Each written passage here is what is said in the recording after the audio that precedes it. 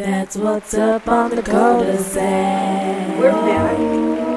Listening to the Kuldesac Krew. Oh, I could do it. Here we go. Oh, I was gonna do That's What's Back.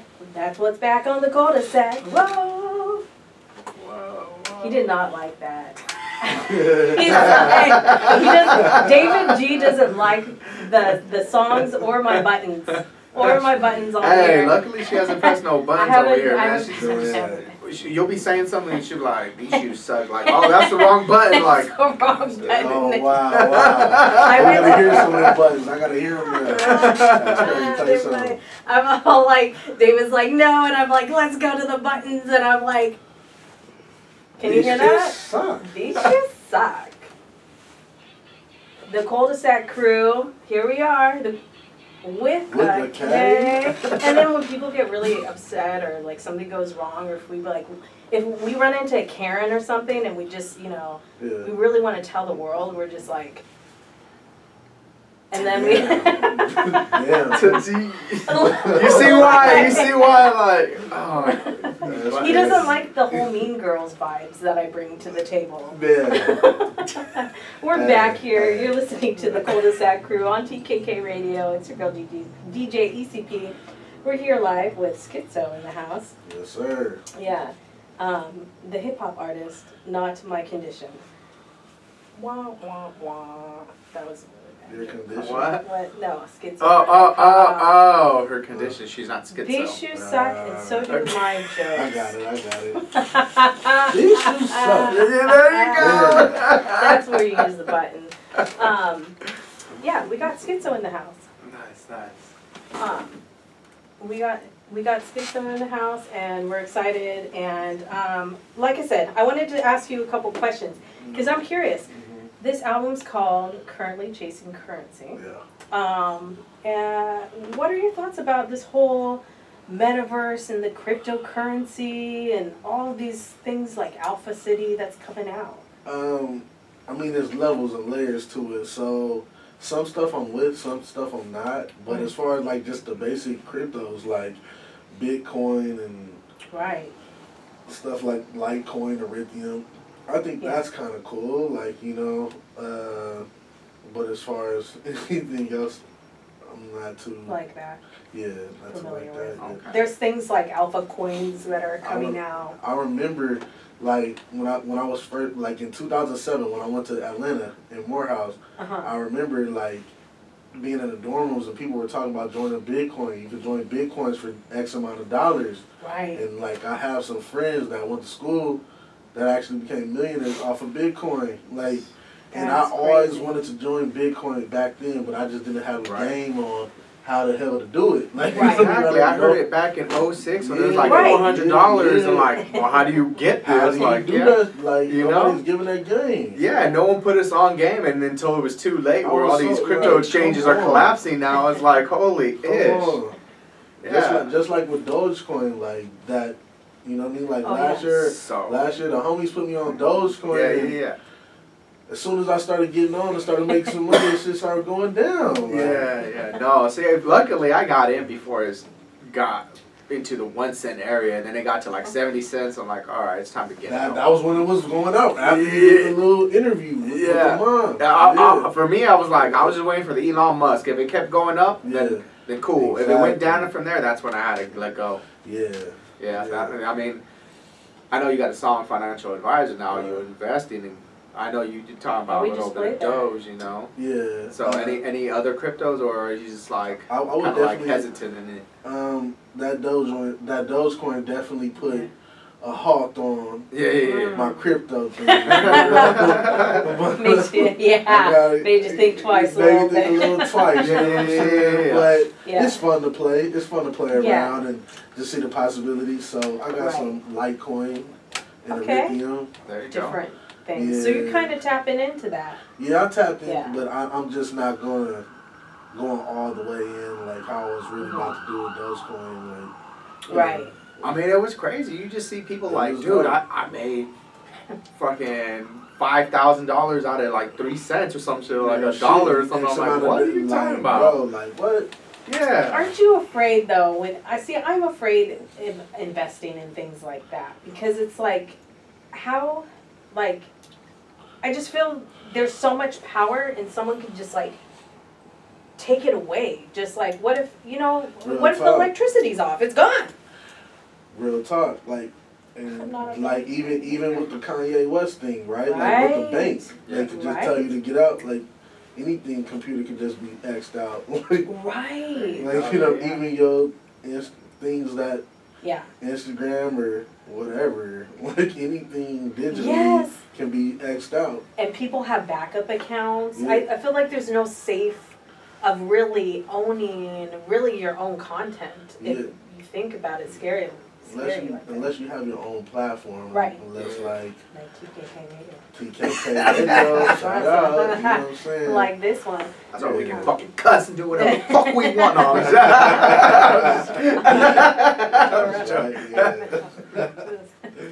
And that's also why we have to disclaimers right before every show. Now, because our shows are crazy. Yeah, we're still here. We're still surviving. But yeah, that's how I feel about this cryptocurrency. I haven't really tapped into it yet because I just feel like there's who really has the power here. Yeah. I mean, but I feel like that goes with the stock market as well. Like, big money really controls it. Like anyone that, I mean, I put my money in the stock market, you know, I'm trying to build for the future as well. Okay. You know, but like, my money is not going to change whether that stock is going to go up or down, you know. The people that have the millions is what's going to make it, you know. I'm just there for the ride, you know. It's a risk. Exactly, you know. And what he just said is kind of like, it is a risk, and it's like without risk there ain't no reward. So, you know what I mean? Like, might as well just try it, you know, do a little. You don't got to take all of it, take the whole spoonful, but you can try a little sample bite, try it, see how it works for you, get a little knowledge. I would definitely say get your knowledge up on it before you just invest. Like, talk to people about it, or talk to people who've done it before and stuff like that. And even if you just hear about it, just, you don't got to invest like $1,000, maybe try to just invest like $100 or maybe $50 or just something, just within your means. Get on the board, you know what I'm saying? That's what I try to tell everyone. Like, don't matter if it's 25 or 1,000. Like, just put whatever you can, you know. Just start little by little, and then just 10 years from now, you'll be like, what? I have this money? Like, I mean, that's what the banks are doing with your money anyway. On the real. Real talk. We got Skitso in the house. Financial advisor. We just played that. We're about to talk about. We really gonna get into the banks, man. The banks, they'll take your $100, make $1,000 of fake money or digital money off your $100, man. That shit's crazy. Yeah, I'm not into this whole just, you know, printing more money in the basement situation. What is some financial advice that you have? Like, maybe, you know, some financial 101 as an independent artist. Financial, I would definitely, because my story is a little different, because I did go to a prestigious HBCU, so I never really got the chance to experience, like, having credit, you know what I'm saying? I never got that experience. I never had that chance because I was already in debt. But I would definitely say having good credit first, like working on your credit score, you know what I mean? Like, building that up, learning how to get business credit, learning different opportunities with that. And that's basic. But as far as, you know, choosing the right people to work with, just nothing too out of the norm, choosing the right people to work with. Do research on your industry, whatever you want to invest in. Do research, just don't do it because you think it sounds fun. You know what I mean? Just seriously think about it. Yeah, and don't expect it to happen overnight. You know what I mean? Be patient with it. Keep tilling the lawn. Keep planting those seeds. Keep watering the grass. You know what I'm saying? Don't just water the grass for one day and expect it to have a whole garden. You know what I mean? Like, which I feel like on YouTube, I always get those ads that are like, you know, oh, my money, y'all just sitting here not making money, and I'm here with my millions, and I'll tell you how to make money overnight because it's just all sitting here and it's just waiting to come into your bank account. Because they're saying it's overnight. It takes hard work, you know.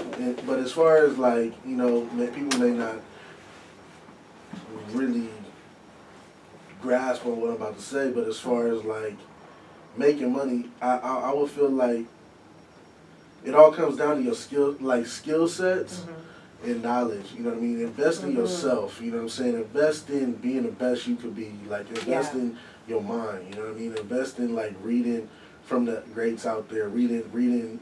Put your like. You know what I mean? Like just invest in your brain and invest in you as a human. You know what I mean? Utilize your skills. Invest in you. Invest in like self-love. You know that's the kind of self-love that we should be teaching each other. Like that, and honestly, I generally feel the same way. That really is self-love. Forget giving the crypto and all of them your money. Put your money into you first. If you know what I'm saying, double down on yourself and make you a better you.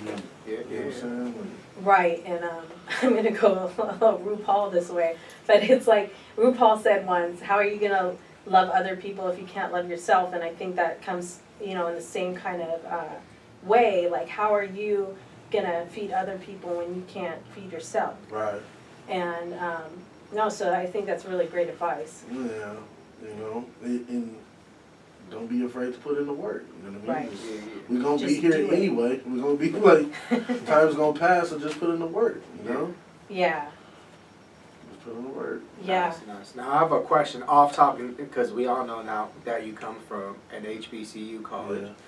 And I don't know if you follow sports, you know, college with Deion Sanders now, leaving Jackson State. Yeah.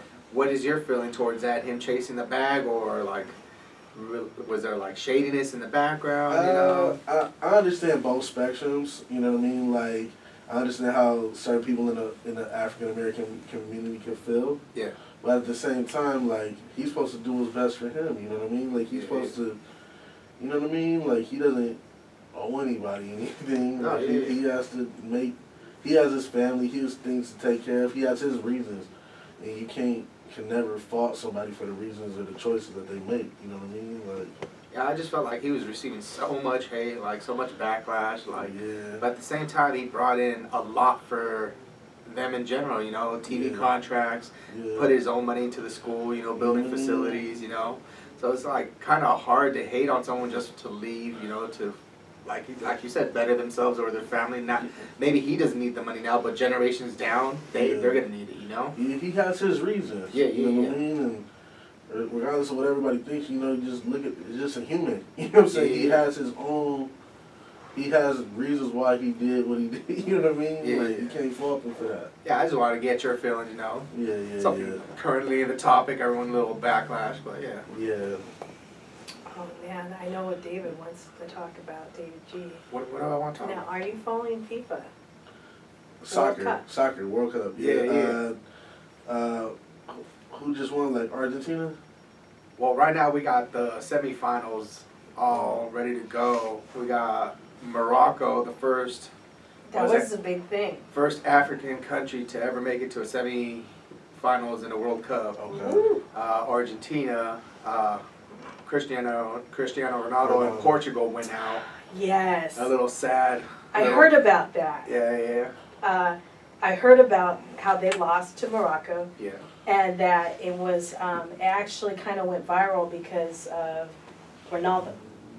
Yeah, it was his last. Cried. Yeah, it's his last World Cup, pretty much. Yeah, and that was a big loss for him. And his photo, unfortunately, is breaking the internet right now because he cried. I mean, it's sad, but it happened. Yeah. I mean, what he posted, right. Smile, you know right? I know, you worked so hard. You feel me? This is his life. Like, he loved the sport. You know what I'm saying? He put his blood, sweat, and tears into the sport. Like, it's okay to, you know what I mean? Like, just all of that emotion. Yeah, and like I said, this is his final World Cup. This is his final time that we see this kind of greatness at this kind of platform, you know? So. Yeah. And you were saying that Messi's possibly last World Cup as well, and so easy to play. You know, he still has a chance to win a World Cup, which I don't want Argentina just because of the arrogance that they've been showing this whole time. Like, they beat the Netherlands in penalties. They just pretty much like did the little crying eyes while running past them, you know, while celebrating. I'm just like, oh, come on, man, you just won, just win, you know. But no. This whole I don't know if you're following it too much, but right now it's in Guitar.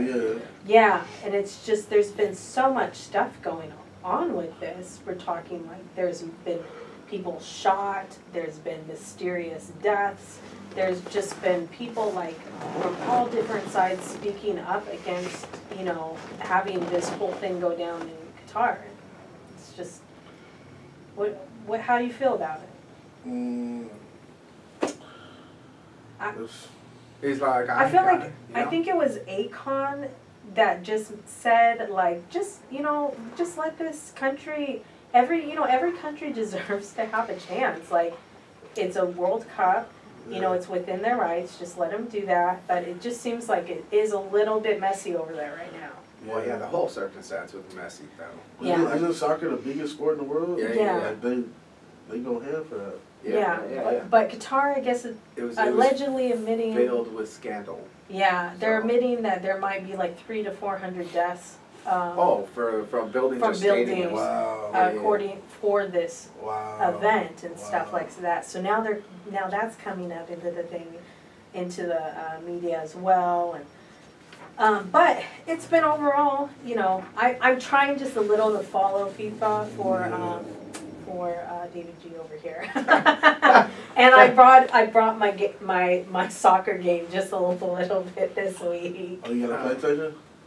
Huh? Like PlayStation or something? Oh, just No, she wanted her knowledge. Cup. No, yeah. her knowledge. Just the World Cup games. Yeah. Okay. No, I do have a PlayStation though. Okay. I do. Actually do. And I do have a Wait, are you a gamer then? I play games a little bit. Yeah, you got the PS5? We can talk about what you on? Nah, man. How do you Xbox? I got an Xbox. Okay. Oh, okay. Yeah. Okay, what David G, what do you have? Xbox. No, I got a PlayStation. Oh, you got a PlayStation. What do you play? I play Call of Duty. There you go. There you go. I play. Where we dropping in at? COD. Yeah, man. I play Fortnite here and there. I play Okay. like little adventure games. Things like that. Yeah. Do you do the Twitch or anything like that? Because I mean, this is another thing. There's a lot of more artists that are rappers or Twitch streaming games. Rappers or gamers. Yeah. And you know, we have a C3. I mentioned them already, but they have something called anime hip hop, which is like this. They're really trying to merge and bring that awareness between the anime and the hip hop. But that meaning there's like games and animation and that kind of art, but that is really a thing within the rap culture, kind of. Mm-hmm. That's actually coming out more and more. Like, yeah, I play games, but I'm not too much of a gamer. Yeah. I'm more of like a doer. Like, you know, it's too much stuff to be done. Like, yeah. You know, unless I'm getting paid for it. But my console's not hooked up right now. Okay. But I do know rappers that go on and they have their stage name. And they fucking destroy people. They do. And it's a thing. You know what I mean? Like T-Pain? Like T-Pain? Yeah, T-Pain. Yeah. It's I mean, like we got T Grizzly on GTA, you know. Yeah. That's crazy. That's cool. Would you consider getting into like production on the gamer side, like GTA? I know Scott Storch teamed up with. Hell yeah! I would love to have some music in GTA or anything in Rockstar games. I would love to be a part of that. Yeah. That kind of placements. Yeah. You know, there's movie placement, there's film placements, and you know, like whatnot. That's how I met Brown. We was actually at, like I was telling you, a pitch seminar. We was at we're pitching music for different TV, films, games, and stuff like that. Meeting music supervisors and stuff like that. So, yeah. And I always wanted to do that.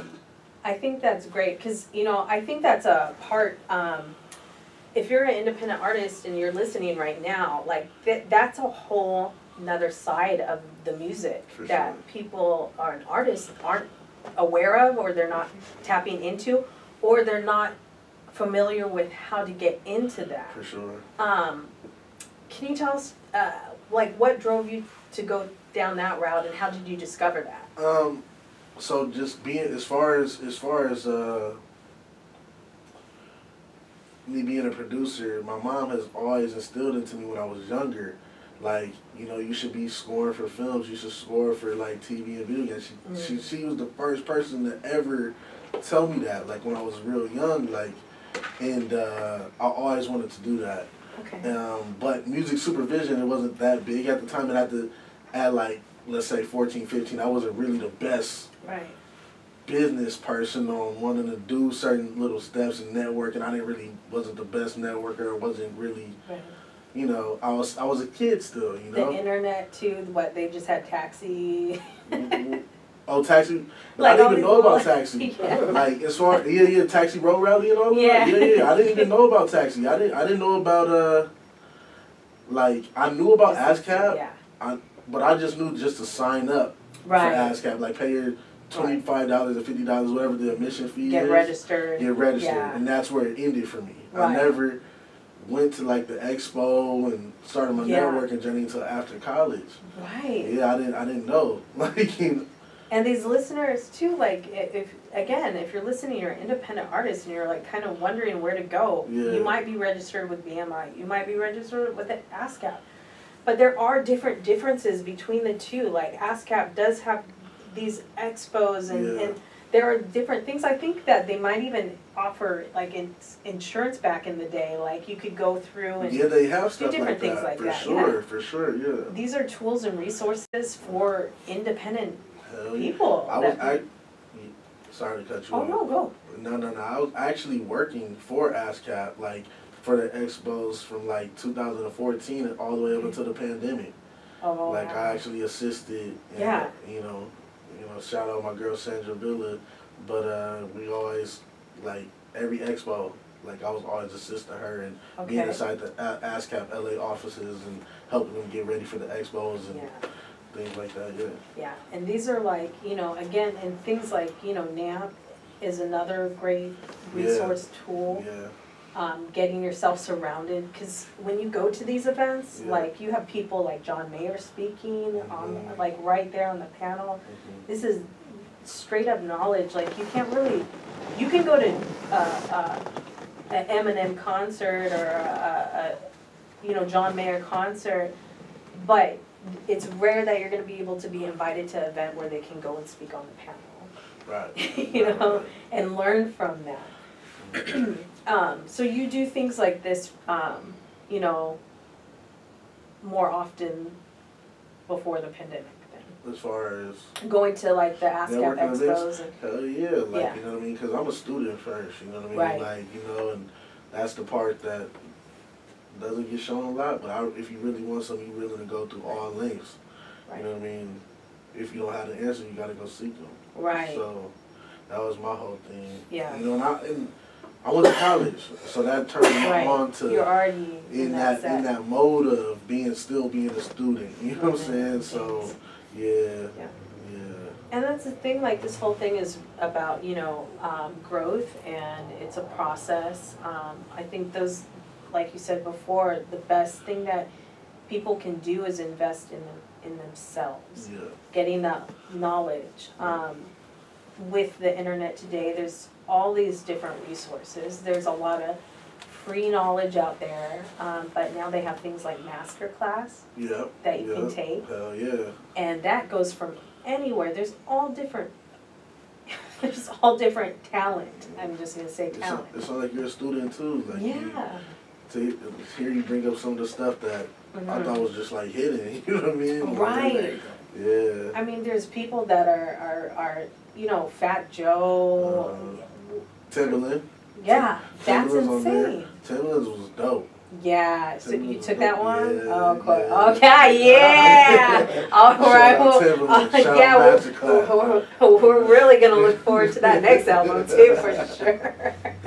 You know, I support. And just to be hands-on and learn from the experts and the masters in your field, you know, just getting that extra knowledge. Why not? You know what I mean? Investing in yourself. Yeah, and it's like, for me and what I've learned, it's just, it is worth like that $150, $200, $300. These artists are not really wanting to spend the money, but I see now, and I'm a firm believer that it takes money to make money. For sure. And again, investing in yourself. You know, whether it's getting the clear audio, you know, getting a better mic. Right. You know, learning maybe I mean, you can go down to the Apple store and take a class in GarageBand. You can take it in Logic. There's resources out there that really want to help you. You know what I mean? Like, it's crazy. You can hit up Skitso and try to join his artist roster. I don't know, man. I don't know, man. I don't know. Or you can just go to Apple Store. You know what I'm saying? Yeah. But yeah, these resources, especially now we're coming into 2023. Yeah. What excuse is there, really? I remember doing a music video a couple years ago, and I was in not a good financial situation. Yeah. But I ended up using like an editing program, and it's like Vlogstar, you know, and I couldn't get rid of the watermark on it. And it was. You had to pay for it? It was, and I did pay for it, but it was like an old program. And so the updates and stuff, so, but instead of getting embarrassed of that watermark, I was like, you know what, I'm glad that other people can see this resource that I'm using, because then they can, you know, download it for free. I don't really have any, like, shame of sharing those kind of tools, like, that can help these people, you know. Right. I don't think that there's any shame in having, if you have a tag, okay, well, obviously we can't play it on air, but I mean, there's no shame in that as well. I want to know what everyone is thinking about Brittany Griner's return. She's back from Russia. You been following this? Yeah, I've been following it. Yeah, I mean, worst trade ever. I'm sorry. Yeah. Man, I'm sorry. I mean, I'm glad that she's back, but it's like one of the worst trades that you could have possibly done at a crucial time, especially during the war in Russia and Ukraine. Yeah, it's definitely a catch-22 situation. Yeah. Like David said, I'm definitely glad she's home. She didn't deserve those X amount of years for some vapes that we got right here, you know what I'm saying? Like 0.7 grams. It didn't deserve that. Yeah. And I think it was definitely a horrible trade.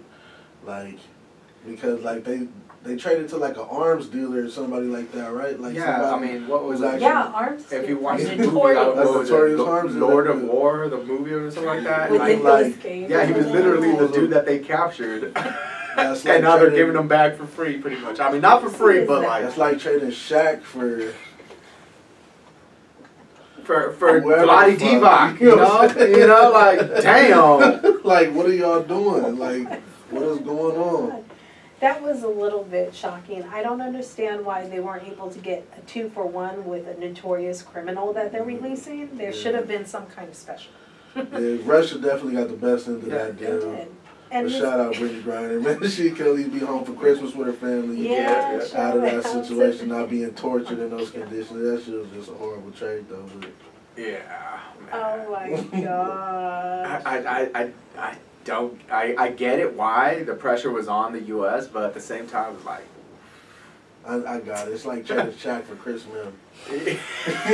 Shaq for Chris Mim. Oh. I remember having a Chris Mim rookie card, hoping he'd do something. Oh gosh, man, that was pretty I wish horrible. I knew these like sports analogies. All right, so Chris Chris Mim was the center that came and took Shaq's spot after Shaq was gone, after they traded. If you remember that year, I was so mad at Chris Mim. Well, Chris Mim wasn't his fault. But the thing was, Chris Mim started as a Clipper as well. He was drafted as a Clipper, so he just went to the other locker room pretty much. It wasn't even Chris. I just did not like. Oh yeah, but that was back then. Yeah. They just needed to. But yeah, worst trade ever. Worst. I can't. I mean, I'm glad. Like I said, I'm glad that she's back, but gosh, damn. I feel like this is definitely gonna come and bite us in the ass in 2023. Or maybe 2024. Maybe it will be the election. That was a political move. Like, Russia know what they doing. Like, when it comes to, they gonna use him. Yeah. This is. It's like, all right, you know what you were doing 20 years ago? Let's start it back up again. That thing we just got you out of, come help us. There's some politics going on. Yeah. Big time politics, and you know what? I'm just right I here. don't know. I'm just gonna sit here and sip my tea. All right, we're gonna go ahead and play some music, and we'll be back. You're listening to the Kuldesac Krew on TKK Radio. Yeah. That's what's up on the Kuldesac.